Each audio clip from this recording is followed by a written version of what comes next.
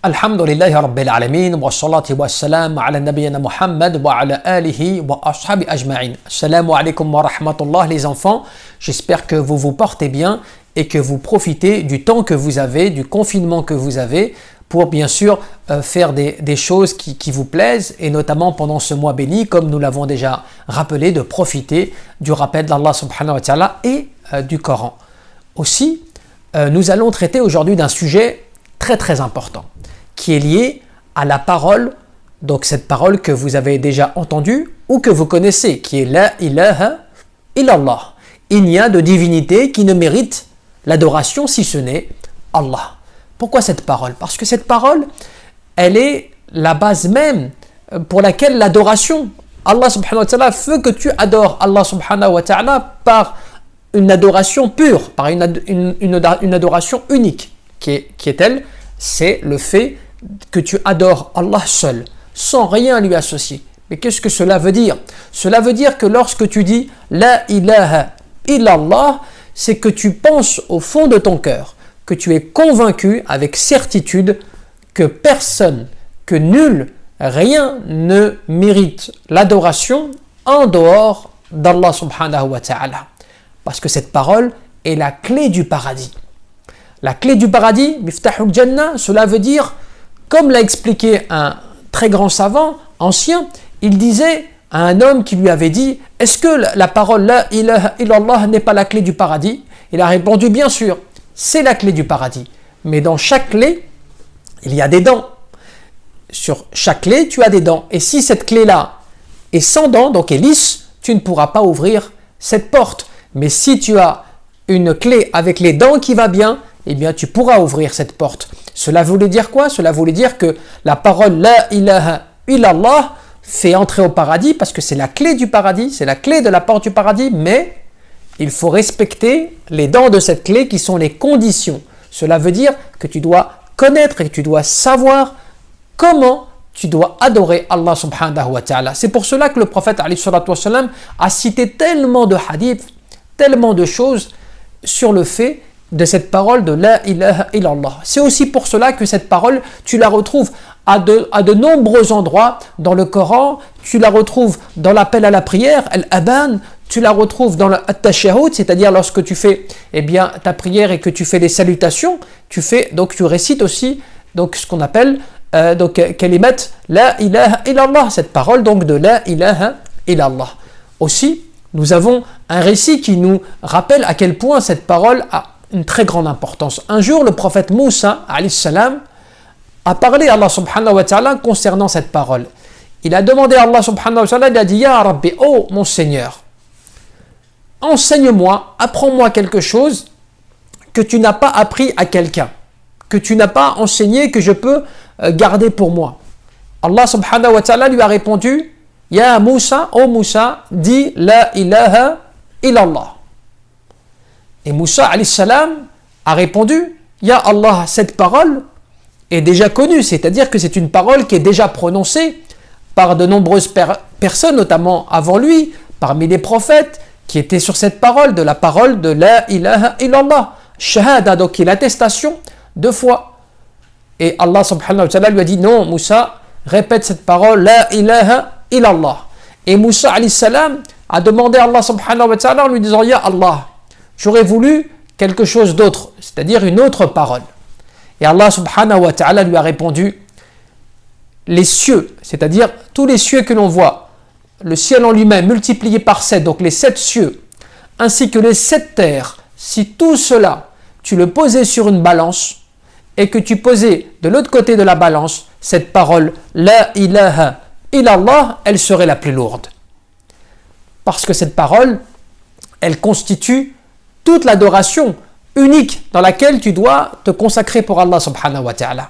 Sans cette compréhension, c'est-à-dire de comprendre bien qu'est-ce que cela veut dire, non pas simplement que cela veut dire oui, il n'y a pas de divinité qui ne mérite l'adoration si ce n'est Allah, non, cela veut dire comment tu pratiques, comment tu adores, comment tu fais ta prière uniquement pour Allah, comment tu invoques uniquement pour Allah, comment tu vas donner des aumônes, des sadaqat uniquement pour Allah, comment tu vas faire ton pèlerinage uniquement pour Allah. Tout cela, eh bien c'est ton cœur qui doit être au courant de savoir comment tu vas adorer Allah subhanahu wa ta'ala.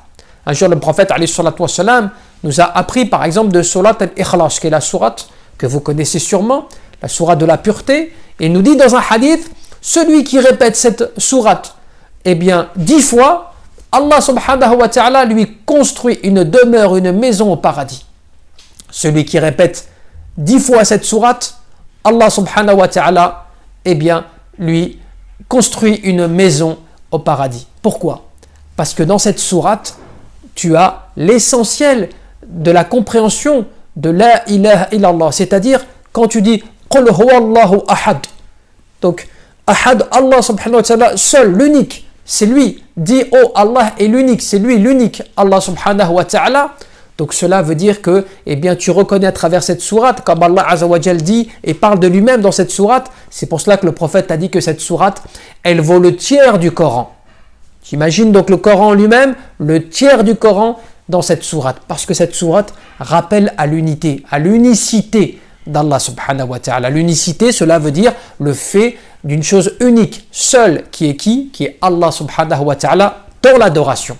Comme Allah Azza wa Jal, eh bien, avait rappelé à Moussa alayhi salam, au prophète Moïse, Moussa, lorsqu'il l'avait appelé sur la montagne de Toua, afin de lui parler, de lui révéler sa parole.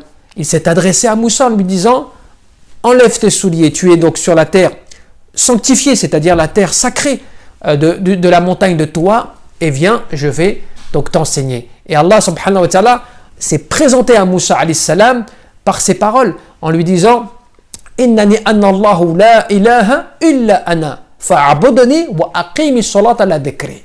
Il lui a dit, je suis Allah, il n'y a de divinité qui ne mérite l'adoration en dehors de moi, adore-moi et accomplis la prière pour te rappeler de moi. Donc c'est pour dire que tous les prophètes, tous les envoyés, tous, eh bien ils avaient une obligation de bien comprendre ce que cela veut dire la ilaha illallah, mais même dans la pratique, c'est-à-dire dans la prière, dans les invocations, dans l'adoration d'Allah subhanahu wa ta'ala, dans tout cela, il fallait qu'ils connaissent parfaitement eh bien, cette parole. Un jour le prophète alayhi salatu wa salam a dit, celui qui récite cette parole la ilaha illallah 10 fois, eh bien c'est comme s'il avait donc libéré 4 esclaves des fils d'Ismaïl, donc qui était le prophète Ismaïl alayhi salam, et pour dire qu'à son époque c'était une très grande richesse, c'était posséder de très grandes richesses que de faire cela. Donc celui qui récitait, qui disait uniquement 10 fois cette parole, c'est comme s'il avait libéré 4 eh bien, des esclaves des fils d'Ismaïl, c'est-à-dire de la descendance eh bien, des fils d'Ismaïl alayhi salam. C'est pour dire que vraiment cette parole est énorme, cette parole elle est la garantie pour le croyant. Lorsque le croyant dit véritablement la ilaha illallah sincèrement, avec son cœur, Allah subhanahu wa ta'ala le protège. Allah azza wa jal le préserve. Allah azza wa jal fait qu'il aura la récompense. La récompense pourquoi? Parce qu'il croit en Allah sincèrement. Mais par contre, il faut faire attention de ne pas dire la ilaha illallah et puis en même temps de ne pas savoir comment adorer Allah. De ne pas savoir comment Allah aime qu'on l'adore. Qu'est-ce que l'on doit faire pour adorer Allah? Comment on doit connaître cette parole? Et ainsi de suite. Puisqu'Allah subhanahu wa ta'ala nous ordonne, il nous a obligés de l'adorer, mais en connaissance, c'est-à-dire avec la science, que tu dois savoir comment tu adores Allah subhanahu wa ta'ala. Tu ne peux pas adorer Allah sans savoir comment tu adores Allah subhanahu wa ta'ala. Et lorsque tu te rappelles du verset par exemple, ou que je t'apprends ce verset que tu connais peut-être pas encore, où Allah subhanahu wa ta'ala dit وَمَا خَلَقْتُ الْجِنَّ وَالْإِنسَ إِلَّا لِيَعْبُدُونَ. Je n'ai créé les djinns et les hommes que pour qu'ils m'adorent. Donc cela veut dire quoi? Cela veut dire que Allah subhanahu wa ta'ala a créé l'univers, il a créé la terre, il a créé les cieux, il a créé la mer, les mers, il a créé tout cela. Allah subhanahu wa ta'ala, il l'a créé sur la base de l'unicité d'Allah subhanahu wa ta'ala. Comme quoi Allah azza wa jalla est seul. C'est grâce au fait que Allah est seul qu'il a créé tout cela. Et donc, il a créé les djinns, il a créé les hommes, il a créé les animaux, il a tout créé. Allah subhanahu wa ta'ala, et toutes ces choses-là adorent Allah. Les montagnes, ils adorent Allah. Les arbres adorent Allah. Les oiseaux, la nature, les animaux, tout cela adore Allah subhanahu wa ta'ala. Sauf que nous, on ne le voit pas. On ne comprend pas leur adoration. Et donc, l'être humain, il a une obligation, eh bien, d'adorer Allah subhanahu wa ta'ala, mais de connaître comment il doit adorer Allah Azza wa Jal. C'est pour cela aussi que le prophète, lorsqu'il avait reçu la révélation qu'il était à la Mecque, il est resté 13 années là-bas à la Mecque avant de partir à Médine. Et pendant 13 années, pour toutes les tribus qu'il y avait là-bas qui vivaient, parmi les Quraïsh, parmi les gens, les autres tribus, tout cela, ils avaient des divinités. Ils adoraient plein de dieux, ils adoraient plein d'adorations, plein de divinités. Le prophète, alayhi salatu wa salam, pendant 13 ans, il ne leur a pas dit la prière est obligatoire, le jeûne, le ramadan est obligatoire, il faut payer la zakat, il faut donner les aumônes. Non, pendant 13 années, cela n'était pas les questions prioritaires. Les questions prioritaires, pendant 13 années du prophète, alayhi salatu wa salam, lorsqu'il était à la Mecque, eh bien c'était de leur expliquer la parole La ilaha illallah dans leur adoration. C'est-à-dire qu'il faut qu'ils associent personne, rien avec Allah subhanahu wa ta'ala, qu'ils se consacrent uniquement à une adoration unique, parce qu'ils ne comprenaient pas cela. Eux, ils adoraient différentes statuettes, ils adoraient différentes choses, ils adoraient différentes on va dire adorations autres qu'Allah subhanahu wa ta'ala. Ils trouvaient cela tout à fait normal. Et donc, ils ne comprenaient pas. C'est pour cela que le prophète alayhi salatu wa salam, a dû leur expliquer, a dû leur faire comprendre comment tu adores Allah, de quelle manière tu l'adores, Allah subhanahu wa ta'ala. Et c'est comme cela que tu comprends que cette parole n'est pas simplement qu'une simple parole, c'est quelque chose qu'il faut comprendre.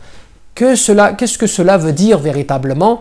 Comment tu dois comprendre? Et donc, alhamdulillah, c'est en apprenant, en étudiant, en lisant, voilà, en faisant tout cela, tu approfondis et tu comprends comme cela que cette clé, La ilaha illallah, que cette clé, Miftahul Jannah, c'est la clé du paradis, mais qu'il faut bien que ta clé soit donc bien comprise avec toutes les dents qui font ta clé, qu'il n'y ait pas de problème au niveau de tout cela, pour que tu puisses ouvrir cette porte comme il se doit et de la meilleure des façons.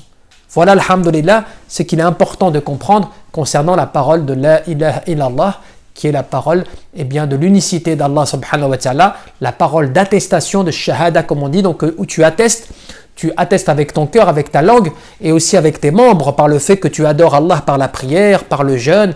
Ne serait-ce par exemple le mois du Ramadan, juste pour terminer sur cela, eh bien tu vois que même sur le mois du Ramadan, Allah subhanahu wa ta'ala a fait que cela est unique que pour Allah subhanahu wa ta'ala, parce que quand tu jeûnes, tu ne jeûnes pas pour quelqu'un. Tu ne fais pas cela pour faire plaisir aux gens. Tu fais cela pour qui? Pour Allah. Et c'est pour cela qu'Allah va récompenser le jeûne d'une manière qu'il n'a pas précisée en termes de récompense. Il va récompenser tout le reste par des choses différentes, mais le jeûne, il a gardé le secret de la récompense pour lui. Pourquoi? Parce que tu fais cela uniquement pour Allah. Et c'est pour cela qu'Allah Azza wa Jalla a dit, toutes les actions du fils d'Adam, toutes les actions que nous faisons, c'est pour lui. Illa as-siyam, illa en dehors du jeûne. فَإِنَّهُ li, parce que celui-ci m'appartient. Et c'est moi qui vais le récompenser, c'est moi qui vais en récompenser le jeûneur.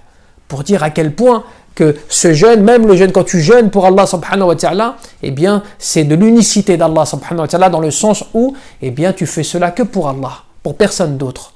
Et personne ne peut t'obliger à jeûner, ou c'est toi qui fais ce jeûne que pour Allah subhanahu wa ta'ala. Et donc en cela tu comprends La ilaha illallah. Et le Coran lui-même, tout le Coran lui-même, il est beaucoup basé sur l'unicité d'Allah, dans beaucoup de choses.